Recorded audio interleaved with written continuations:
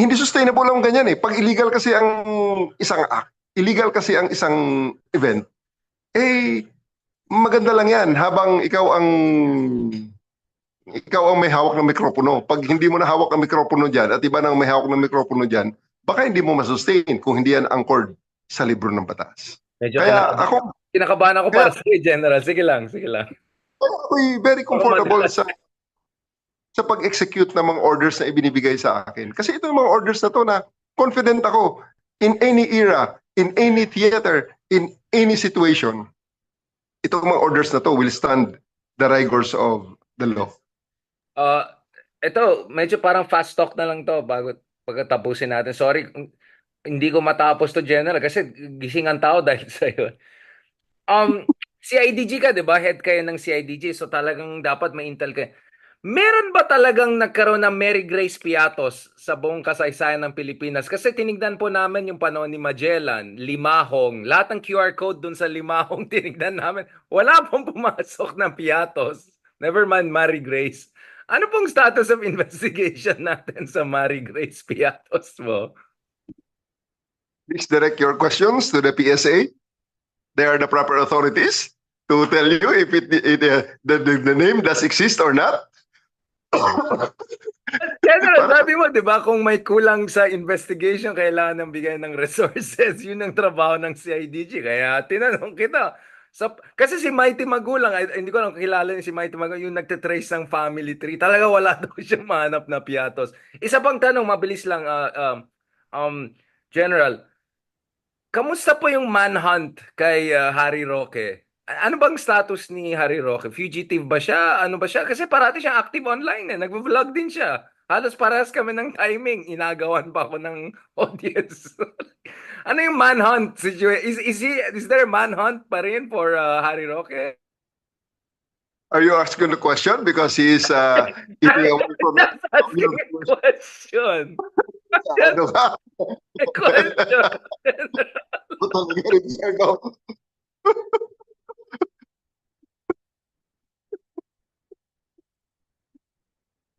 I'm just Kasi Hinahanap na. nakita the manhunt for Attorney Harry Roque. Bakit yun ang ginawang manhunt? Di man lang, pulang-pula na ako. Walang kinalaman yan sa tanong, ha? Wala akong sinasabi, General. But just from a CIDG standpoint, ano po yung status ng manhunt? Oh, I'm sorry, investigation kay Harry Roque? Well, may utos na hanapin siya and we're actually looking for him. Nagkataon lang na hindi ko na sabihin kung nasan siya pero yun nga, nakakahiya mang aminin pero hindi pa namin siya nahuli hanggang sa ngayon. Yun Pero nga eh. matter of time, matter of time. Hindi naman matatapos ang mundo siguro eh. Mahuli ko rin siya.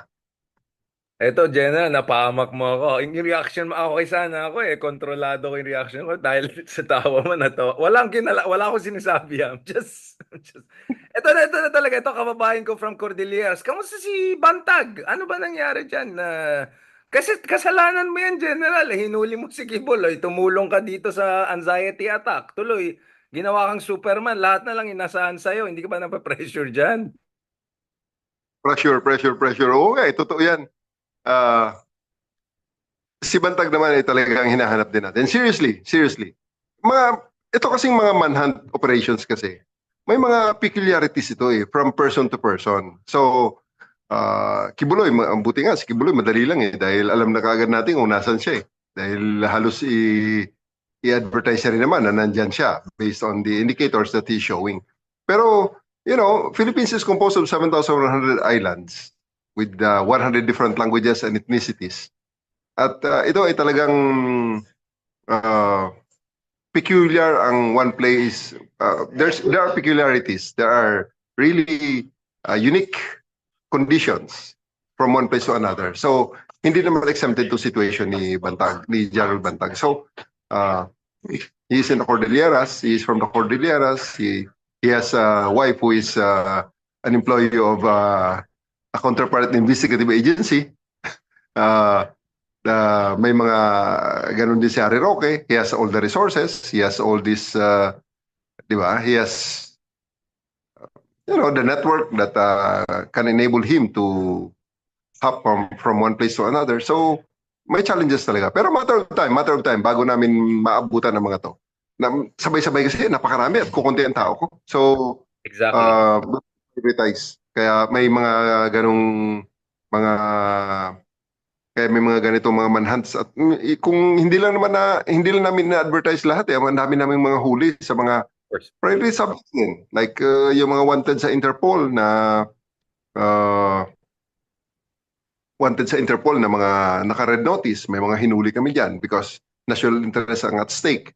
Meron din kaming kahahatid lamang sa Indonesia na scammer wanted sa na scammer na nahuli namin dito sa Pilipinas. In exchange, isang scammer naman na Pilipino na wanted din naman dito sa Pilipinas ang sinundo naman ng mga tao ko. So may mga personal tayong CIDG na nandun ngayon sa Indonesia na para sumundo ng isang fugitive. So, you know. But yung mga POGO issues din, nahawak nyo, General, yung mga POGO-related issues? Ang POGO operation sa mga illegal na mga POGOs na ngayon ay hinahandle ng PAOK pero kami ang kanilang lead agency na nagsusuporta sa kanila. So we're the ones who are applying the warrants. We are the ones who are pag nag-implement ng warrant, kami ang mga seizing officer, evidence custodians, kami rin ang nag-i-examine ng mga data sa loob ng computers through the help of the ACG at kami rin ang nagpe-prepare ng mga complaint affidavits para sa filing the cases. Mabuhay ka, General. Maraming salamat sa lahat yan. Hindi pa yata nakapasa yung budget, but makano bang kailangan sa ano? Baka pwede tayo mag-fundraising dyan sa CIDG. Kulang yata ang tao mo General. I only have around 2,100 people all over the Philippines. Medyo napakakonti. I'm on I am around around 65-70% fill up lang ng unit ko. Kasi ang pulis naman natin ay kulang pa rin naman talaga. Ang whole PNP is around nasa 70-80% fill up lang. Kulang pa talaga tayo para maabot natin ang ating ideal to police to population ratio.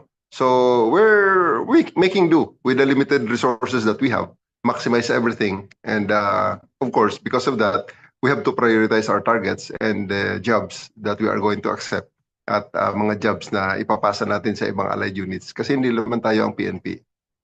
Yun nga parang ang daming pumupuntang Indonesia nowadays. Sa Bali ba silang lahat? Parang Indonesia ang baksakan ngayon ng lahat ng mga questionable tao. Mabuhay ka, General. Congratulations for not putting yourself in too much trouble. Sorry, I had to ask question. Actually, mas marami mga makukulit na question. Yung isang tanong, clarify the question. Come on, guys. Ayusin nyo. Gabi na. Medyo pagod kami ni General. Baka madulas kami. Sira yung career namin. Thank you so much, General. Galing mo, ha? Good. I think this is I think to the best of your ability you gave us the answers we need, and please take care of your surgeon General, and we'll pray for you for your well-being and all of that at para habang dumadami yung mga trolls at haters at bashers mo, wag kang mag-alala, marami rin nagmamahal sa iyo. Salamat, General. God bless po. Salamat na Richard sa pagkataong ibigay mo sa akin. Huwag kang mag-alala. Mas bibilisan natin paghahanap kay Harry Roque para isa na lang hari ng bid. Manhunt. Pabilisin daw yung mga manhunt. Meta daw yung glasses mo. Tignan mo, napansin ng tao. Meta yung glasses mo. Gwapo.